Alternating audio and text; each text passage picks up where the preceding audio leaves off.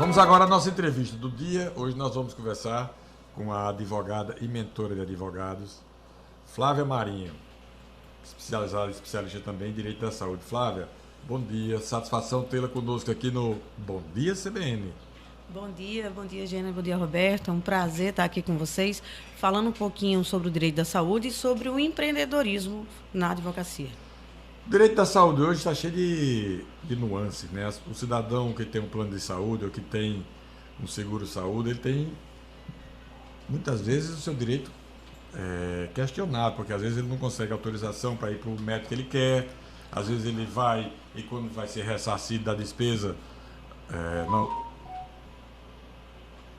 não recebe aquilo que o médico pediu. Então, uma série de conflitos. Qual é a visão que você tem hoje sobre o direito da saúde e sobre a ótica do cidadão? Olha, não é da advogada, é nossa. O direito da saúde ele vem para proteger o cidadão, né? Sim. Ainda é distante da maioria da população, porque a população tem a ideia de que é burocrático e caro, e não é bem assim. Então, sobre a ótica do beneficiário, né, ou do usuário do SUS, ou beneficiário do plano, ainda é distante, mas vem se aproximando cada vez mais, porque é cada vez mais necessário conhecer os seus direitos e os veículos de comunicação, rádio, TV, têm um papel essencial nisso, de conscientizar a população.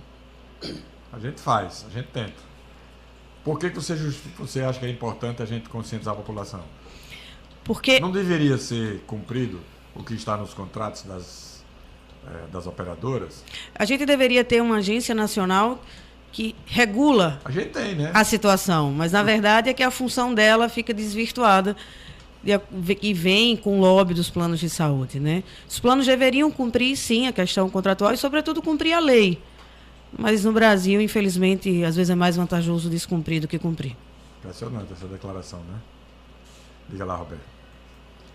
Eu queria... Você dá mentoria e aí eu estava vendo aqui que você fez mentoria já para mais de 1.000 advogados. Como é que tem sido esse trabalho? Aí você falou de empreendedorismo e você lançou recentemente um livro. Isso. Sobre direito da saúde.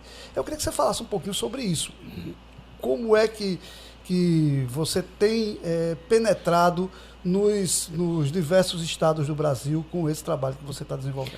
O empreendedorismo, ele precisa estar presente em todos os negócios. E por mais que a OAB não assim considere, o seu escritório de advocacia é um negócio. Não tem como não ser, né? Então, a gente tem que... Aliás, se vive dele, né? Isso. Do escritório, né? Se vive dele, se paga colaborador e tem o intuito de dar lucro, né? Então, embora a OAB não assim... A OAB nega isso, na verdade, é o efeito mercadológico da profissão, né?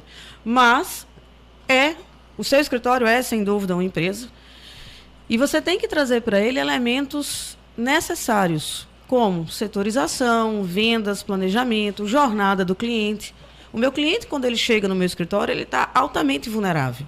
Ele já levou não em todos os lugares para poder procurar um advogado. O mínimo que eu posso fazer é proporcionar uma jornada acolhedora, rápida e eficiente, porque ele está precisando de urgência e na saúde o processo não pode demorar. Então, só dando um exemplo, Roberto, vendo a dor do cliente, a gente montou no nosso escritório um setor de diligências. Como é que funciona esse setor de diligências? É um setor que eu tenho no meu escritório que trabalha diretamente junto aos fóruns e aos tribunais para acelerar as liminares e as decisões. Então, a gente viu que a dor do cliente da saúde é o tempo, a demora, e montou esse setor no escritório.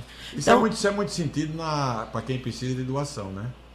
Às vezes tem emergências e não consegue, né? Sim, sim. E aí, vale o escritório de advocacia ter contato com grupos de apoio que proporcionam doação. Isso acontece também muito no nosso escritório, como, por exemplo, o grupo de mulheres com trombofilia, que a gente consegue sempre a enoxaparina ali enquanto aguarda a liminar.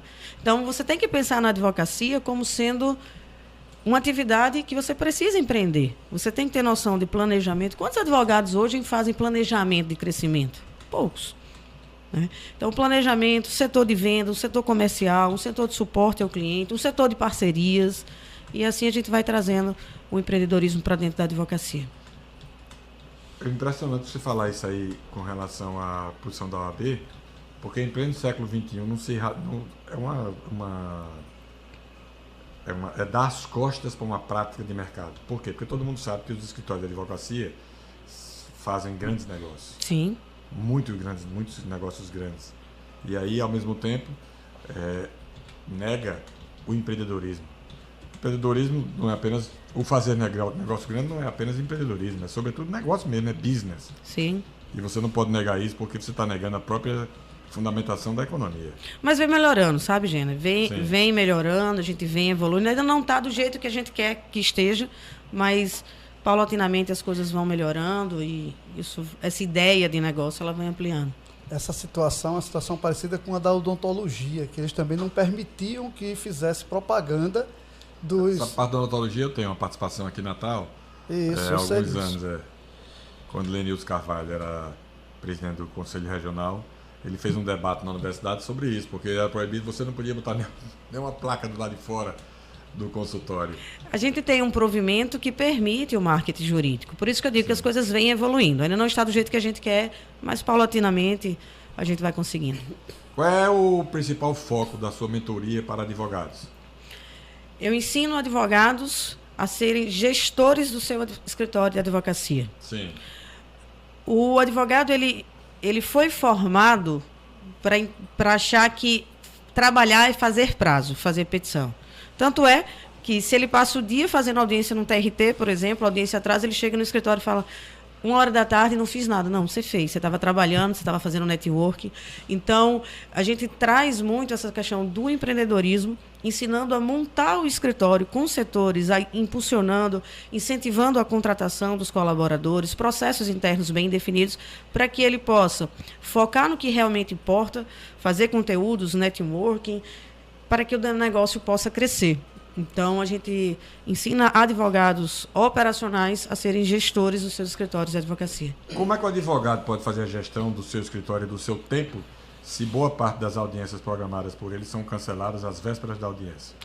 Estou falando isso aqui porque isso foi um advogado que me disse que o maior drama deles é o seguinte, é que ele se programa, tem uma audiência quando chega 24 horas, a audiência é cancelada e às vezes é reaprazada para 6 meses depois. Isso é uma dor muito grande. E não só essa. Às vezes você tem uma audiência às 8 horas, alguns juízes marcam uma instrução de 15 em 15 minutos, você sai às 13 horas, acabou o seu dia. Mas quando você tem um escritório setorizado, você consegue contratar e ter um advogado responsável pela parte de audiências, um setor responsável, o gestor fica cuidando de pessoas, que é a função dele, e os colaboradores cuidam dos processos e das atividades. Esse seu livro você lançou aonde? Mostra pra gente ver aí, por favor. Esse livro aqui eu lancei na imersão ao direito da saúde, que aconteceu aqui na sexta-feira. Ele fala sobre o direito da saúde, da advocacia, a gestão de sucesso. A gente fala não somente aqui do direito material, mas também de tudo que eu estou falando aqui, setorização, rotina interna, como é que a gente constrói um posicionamento na internet. É quase um manual? É um manual que não tem no mercado. É o único. É único. Eu falo, inclusive, como construir um posicionamento de autoridade nas redes sociais. O que é que o teu seguidor, que na verdade é a tua audiência, quer ouvir? Como que você deve se comportar? Quais são as dores que você tem que trazer para o Instagram, para o TikTok, para o YouTube? Até isso tem nesse livro aqui. Coisa boa, né? Onde é que está disponível o livro? O livro, a gente fez poucas edições. Então, me chama no Instagram, Flávia Marinho 0, que a equipe de suporte vai enviar, e em breve nas principais livrarias aqui da capital. Roberto está querendo saber o preço. R$210, Roberto. Ótimo. De graça. De grátis, como diz o povo, né?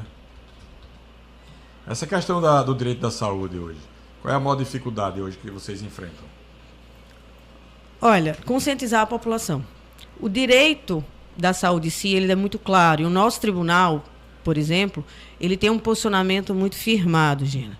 90% das negativas dos planos de saúde são abusivas. As desculpas, as principais, não está no rol da ANS, ou o tratamento é domiciliar. O rol da ANS, ele teve uma discussão recente, bota casaco, tira casaco, é taxativo, é exemplificativo.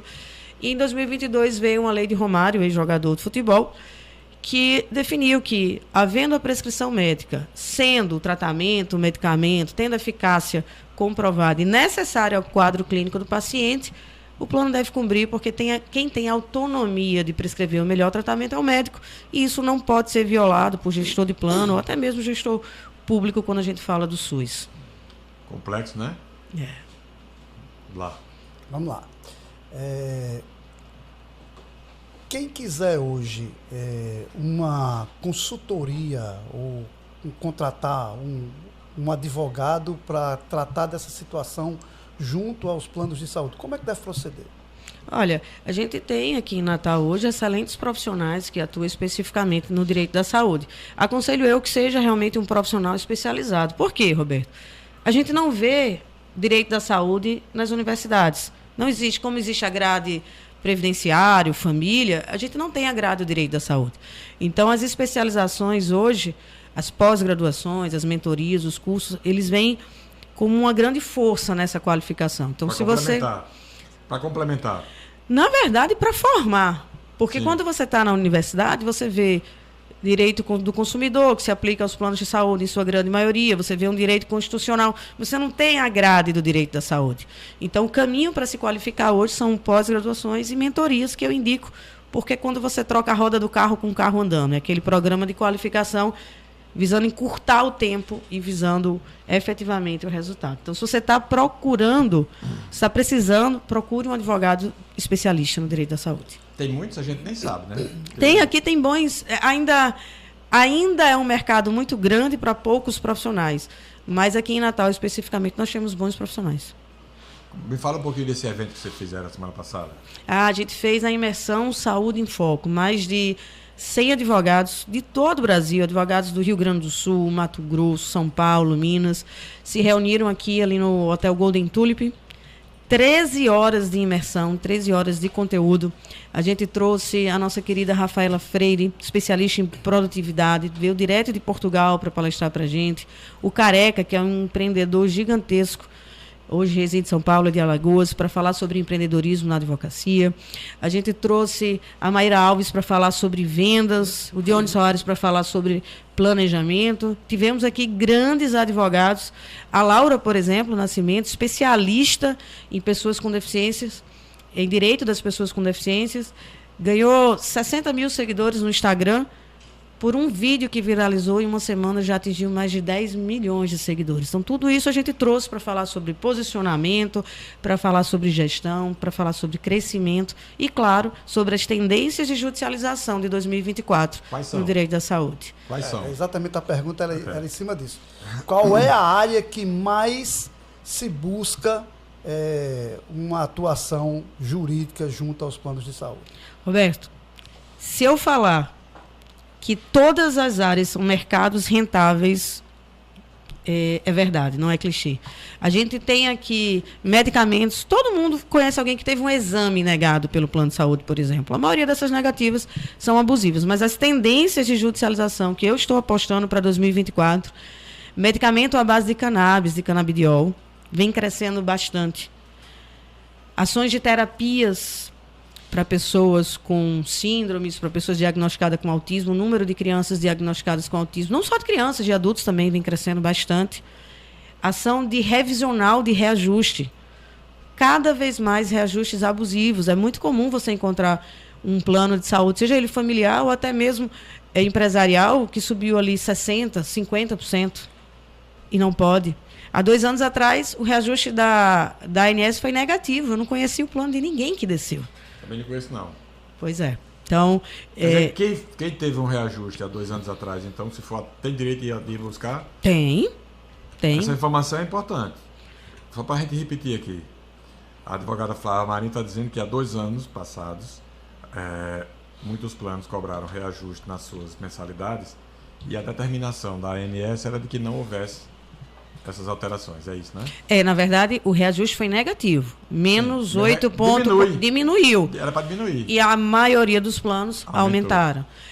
Assim como todo ano a gente tem reajuste anual do plano de saúde. Normalmente, esses parâmetros são bem maiores do que o determinado pela ANS. Então, gera aí ajuste abusivo em cima de ajuste abusivo gerando um acúmulo. Então, você pode entrar na justiça para revisar esse valor, ou seja, para pagar o valor correto e ainda buscar o retroativo que você pagou a mais. É uma coisa estranha, né? Você tem que ir atrás de um direito que é líquido e certo, ou deveria ser líquido e certo, mas é o que a gente tem para o Brasil. Quer saber mais alguma coisa, Roberto? Está satisfeito? Não, estou satisfeito. Uma mensagenzinha sua, Flávia, advogada Flávia Marinho, para os advogados, para quem é estudante de direito, para os advogados que queiram a sua mentoria. Quero dar 2 recados aqui. Um focado nos advogados, como você pediu. A área do direito da saúde é a área que mais cresce no Brasil. A judicialização ela vem em cima de uma dor que acontece em qualquer classe social, em qualquer local, em qualquer estado, em qualquer região. Então, se você quer fazer diferente, se especialize. Quanto mais você se especializar, maior será a sua autoridade e maior serão seus honorários. Então, quem quiser informação, Flávia Marinho 0 no Instagram, vai lá que você vai ter muito conteúdo sobre empreendedorismo, advocacia e direito da saúde. Flávia Marinho, muito obrigado por sua participação aqui conosco. Obrigada a vocês, é um prazer estarem aqui, sempre que precisarem, estou à disposição. É isso aí, a gente agradece a participação aqui do Flávio Marinho, foi muito esclarecedor. E, mais uma vez, dizer que se você tem um problema desse tipo, deve procurar um especialista na área. Vamos agora ao repórter CBN com as notícias nacionais e voltamos já.